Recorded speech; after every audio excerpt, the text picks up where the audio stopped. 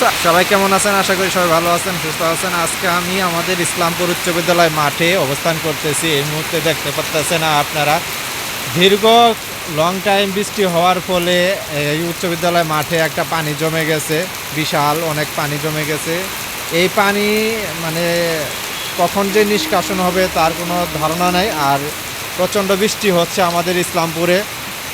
মাঠে কাজ চলতেছিল, একটা দেওয়াল নির্মাণে কাজ করতেছিল, কাজগুলো স্থগিত রয়ে গেছে। পাশাপাশি স্কুল রানিং সময়, এই সময় আসলে শিক্ষার্থী ঠিক মতন বাসা থেকে আসতে পারে নাই।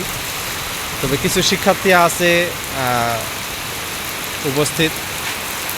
জানি না এই বৃষ্টি কখন থেমে যাবে, অনবরত আসলে বৃষ্টি পড়েই যাচ্ছে। তো সবার প্রতি সবাই জানাবেন কে কোথা থেকে আমার এই ভিডিওটি দেখছেন, কাদের ওখানে বৃষ্টি হচ্ছে আর বৃষ্টি হচ্ছে না। আশা করি সবাই কমেন্টে বলে যাবেন। সবাইকে ধন্যবাদ। আসসালামু আলাইকুম।